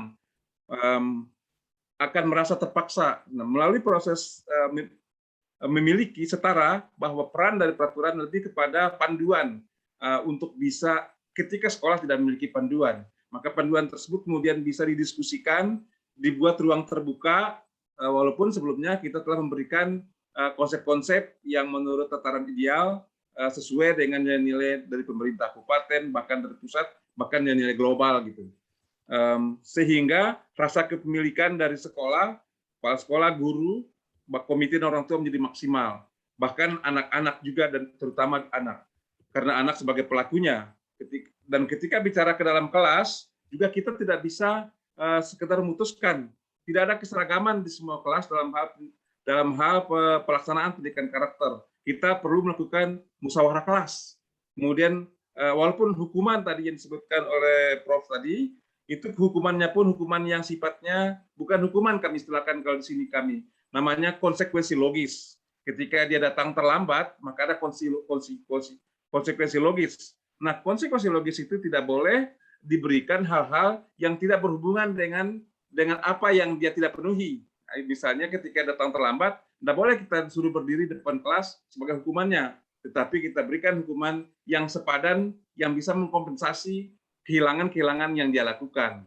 Dan itu pun dilakukan dengan semangat yang menyenangkan. Dia harus suka, senang menerima hasil dialog bersama, rembuk bersama, walaupun kita ingin arah sama, tapi bahasa-bahasa yang digunakan sesuai dengan bahasa-bahasa kelas, bahasa anak-anak. Kemudian itu pun kemudian tersambung ke rumah. Ke rumah disambung, apa-apa program di kelas itu kemudian dibawa melalui buku penghubung ke rumah bersama orang tua, supaya nilai-nilai yang diutamakan di sekolah juga menjadi nilai-nilai yang juga dipahami dan diamati oleh orang tua di rumah. Bahkan orang tua juga kami undang sesuai kapasitas masing-masing untuk bisa terlibat dalam pendidikan di sekolah. Di taman kanak-kanak misalnya, di mana banyak orang tua yang ingin sekali menjaga anaknya, kami ajak untuk terlibat supaya mereka bahkan bisa berpartisipasi sesuai kemampuan mereka di luar standar normatif mungkin yang dari awal ditetapkan. Mereka ingin menyumbang, kita berikan sehingga terjadi partisipasi yang maksimal. Anak-anak mereka juga akan sama merasa di rumah maupun di sekolah, sehingga nilai karakter itu tidak hilang di sekolah saja, kemudian di rumah lain. Jadi kita gunakan sekolah sebagai sentrum perumusan dan pelibatan. Kemudian dalam jangka panjang, kami juga ingin ke depan di daerah kami itu desa menjadi pusatnya sendiri, menjadi pusat kebijakan karakter dan budi pekerti melalui peraturan yang berbeda pada waktunya nanti. Jadi secara bertahap, sehingga kita bisa menghadapi orang tua yang tadinya dikeluhkan memiliki relatif banyak masalah di orang tua. Kita tidak bisa langsung mengubah orang tua, tetapi melalui proses pendidikan yang bisa kita masuk dulu melalui sistem formal sekolah, dan secara perlahan kita akan masuk ke desa melalui kepemimpinan di tingkat sekolah. Dan juga dalam secara makro, kita tentu banyak masalah di negara ini, korupsi dan segala macam, tapi kita tidak bisa langsung mengatasi itu. Kami berangkat dari sekolah sebagai lokus, insya Allah seperti model persis seperti yang diterapkan di Aceh itu sebetulnya kami juga lakukan literasi Al-Quran, kemudian literasi membaca, kemudian juga sholat duha, sholat zuhur, itu juga kami lakukan, bahkan itu perintah dari Perbub, tapi kami tetap mewajibkan sekolah melakukan rembuk-rembuk supaya putusan itu murni mereka punya, gitu. Perasaannya seperti itu. Kurang lebih seperti itu gambaran kami, Pak Moderator. Terima kasih, Pak Iwan. Untuk selanjutnya sebenarnya ada Dr. Andi, sudah ada hadir kembali. Silakan Dr. Andi, karena waktunya untuk materi slide terakhir barangkali. Oke, baik. Baik, terima kasih. Pertama memang keteladanan yang penting. Yang kedua adalah dialog. Dialog yang harus kita bangun banyak. Karena dialog itu bukan mencari menang kalah. Dialog itu bukan mencari mewujudkan pertengkaran, tapi dialog itu untuk mendapatkan kesepahaman dan saling pengertian. Maka dialog barangkali perlu kita canangkan banyak-banyak ya, lakukan terus-menerus. Dan mungkin yang paling saya mencoba melihat bagaimana kalau masjid misalnya menjadi satu sentra, misalnya ketika di sholat Jumat, karena begini, tidak ada seorang pun yang datang sholat Jumat itu akan berbicara ketika khatib naik ke mimbar, sehingga barangkali kita tidak berbicara seolah-olah cuma surga dan neraka barangkali ketika memberikan khutbah Jumat, tapi khutbah Jumat itu barangkali dapat disusun sedemikian rupa sehingga yang diberikan itu adalah unsur-unsur yang bisa membangun, bisa meninggikan, bisa memajukan lagi kebudayaan ataupun tingkah laku orang. Dan ini orang tua-tua kemudian yang datang ke masjid itu pasti akan memberikan akan dapat banyak hal. Ya, ini tergantung tentu pada khutbah Jumat itu apa. Tapi itu kan bisa kita susun dia. Kita bisa susun, kita bisa suruh khatib itu bukan dia berbicara tanpa teks. Dia harus berbicara tanpa teks, orang khatib itu. Dia tidak bisa berbicara seenaknya melepas dia lihat kambing lewat, kambing yang dibicarakan. Tapi kita mau teks yang dibacakan itu sesuatu yang memang yang menurut kita sebenarnya, menurut kita yang ingin agar generasi akan datang ini bagus, itu memang khutbahnya disusun dengan rapi, dengan menggunakan bahasa daerah. Barangkali kalau di daerah itu mayoritas tidak memahami bahasa Indonesia atau menggunakan bahasa Indonesia. Tapi inti dari khutbah itu adalah bagaimana orang tua kemudian dapat mendidik anak-anaknya untuk apa?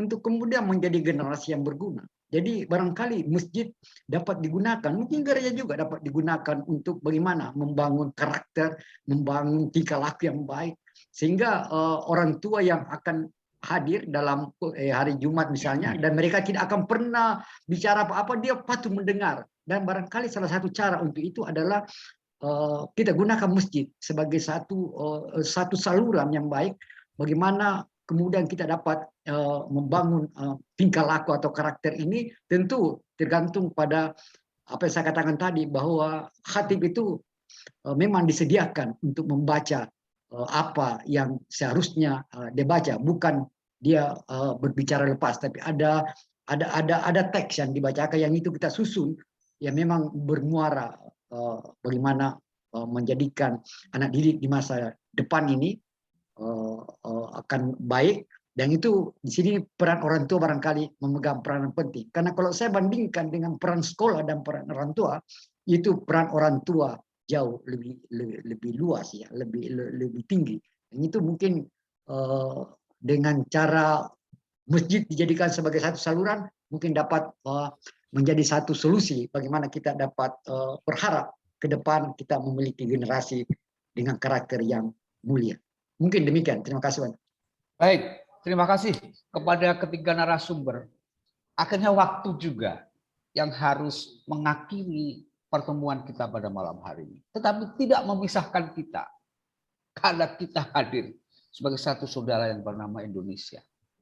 Ketiga narasumber telah memberikan wawasan yang luar biasa pada kita semua. Dan ketiganya tampaknya juga risau tentang keadaan yang sekarang. Teknologi informasi mau tidak mau harus kita hadapi. Tapi sisi lain, ada generasi yang juga harus tumbuh dengan nilai dan karakter yang menunjukkan dia adalah orang-orang yang tubuh hidup dengan etik moral yang bisa menjadi pegangan dalam hidupnya. Untuk itu dengan segala hormat kepada ketiga narasumber untuk memberikan closing statement pada pertemuan kita pada malam hari ini. Yang pertama, dipersilakan Profesor Dr. Mustanir MSc untuk memberikan closing statement. Baik, sekali lagi saya berterima kasih, apresiat dengan teman-teman yang menggagas kegiatan ini, sangat bermanfaat untuk saya sendiri ya.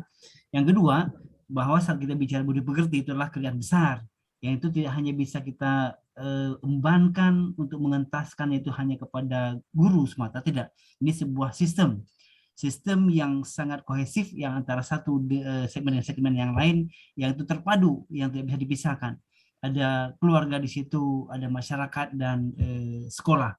Itu tiga pilar yang bisa dipisahkan yang harus bersatu padu, kemudian melahirkan sebuah kurikulum yang utuh ya, yang bukan hanya menyangkut aspek-aspek formal kognitif, tapi juga kedua aspek yang lain, terutama aspek afektifnya.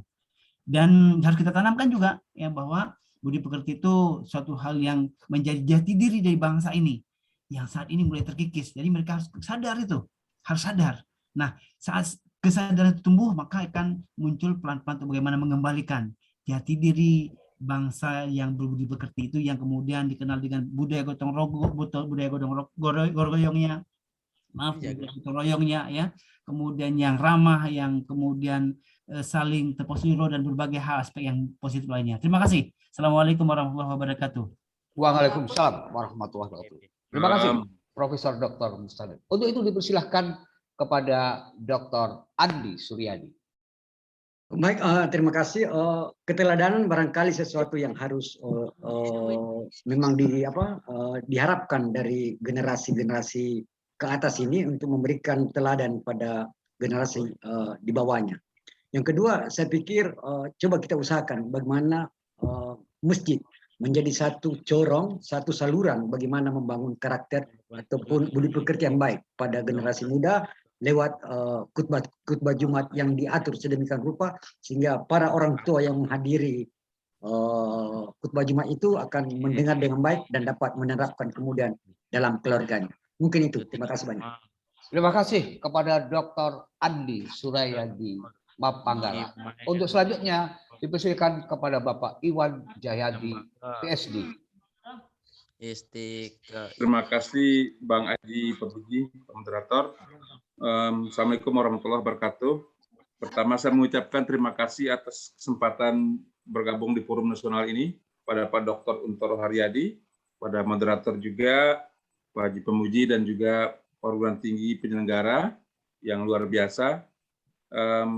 Dalam kaitan dengan pendidikan karakter atau pendidikan budi pekerti bagi anak bangsa, tentu kita harus memulai dari sebuah titik, dan titiknya bisa bermacam-macam, tergantung kapasitas di mana kita berada. Ketika saya berada di perguruan tinggi yang dekat dengan pendidikan formal, kami membangun kekuatan pendidikan formal yang berfokus di sekolah, tapi kami tentu sangat apresiatif ketika para aktivis, ketika para ulama bisa menjadikan masjid sebagai pusat pendidikan karakter. Tentu semua sangat relevan, sangat sesuai, tetapi yang penting bagaimana kita mulai dari titik-titik kita masing-masing. Mulai dari diri kita, dari kelompok kita yang kecil tetapi signifikan, namanya critical mass, sekelompok orang yang bisa membawa perubahan. Bukan sekecil orang, sekelompok orang tapi nggak bisa membawa perubahan, apalagi banyak juga gagal membawa perubahan. Yang terpenting adalah bagaimana kita memulai dari sekarang, dari diri kita dan dari kelompok kita. Kita tidak bisa berharap pada semua orang tua untuk mengubah anak-anak kita, tetapi pasti ada sebagian orang tua yang peduli, yang mau merintis perubahan bagi generasi yang lebih baik masa depan, melalui pengagendaan sistemik bagi anak masa depan, generasi kita masa depan. Karena dengan sistem itulah kemudian nanti jumlah anak-anak yang terpapar kebaikan, karakter yang mulia ini akan banyak jumlahnya. Bukan secara kebetulan, tetapi secara sistemik melalui masuknya kita ke dalam pemerintahan, melalui peraturan-peraturan yang kemudian bisa mewajibkan, walaupun tentu sifatnya kita mengajak kesetaraan, melibatkan semua elemen seolah-olah apa yang mereka kerjakan murni dari mereka sendiri, padahal di situ ada keterlibatan sistem. Nah, itu yang kami insya Allah akan menghadirkan rasa memiliki, kemudian partisipasi dan keberlanjutan keberlanjutan sampai generasi anak cucu bahkan sampai akhir masa. Mungkin itu yang dapat kami sampaikan. Semoga Indonesia menjadi negeri yang kuat di masa depan. Assalamualaikum warahmatullahi wabarakatuh. Waalaikumsalam.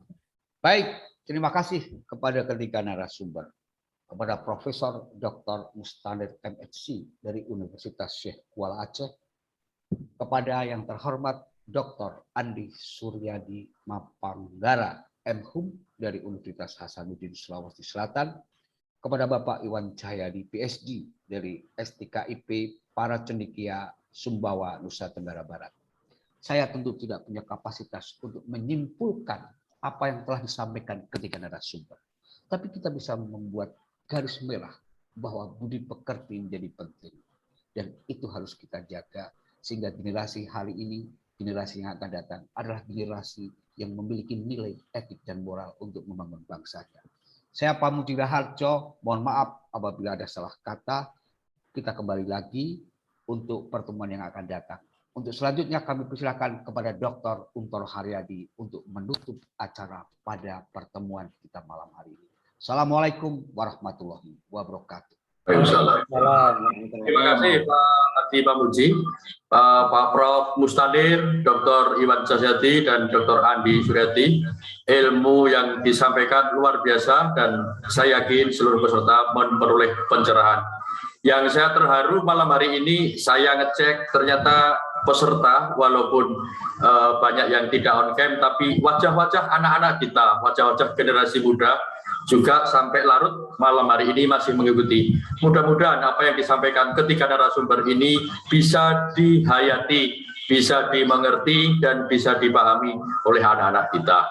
Yang selanjutnya nanti Prof. Mustanir, Pak Dr. Iwan Cahyadi, dan Dr. Andi Suryadi akan kita undang lagi seminggu yang akan datang karena acara ini oleh Mas Haji Pamuji diselenggarakan secara rutin untuk kita membedah atau membahas budi pendidikan, budi pekerti dari 3 daerah lain, sehingga nanti akan terjadi satu dialog yang positif bagi kepentingan kita, bangsa, dan negara. Atas nama panitia, saya mohon maaf sekali lagi apabila ada kekurangan. Tadi Pak Adi sempat terlempar, tapi sudah bisa masuk kembali. Beberapa tadi juga sudah terlempar, kemudian sudah bisa masuk lagi. Mudah-mudahan minggu depan kita masih diberi kesehatan, diberi kelancaran, sehingga pelaksanaan acara diskusi secara online bisa kita semarakkan lebih meningkat lagi.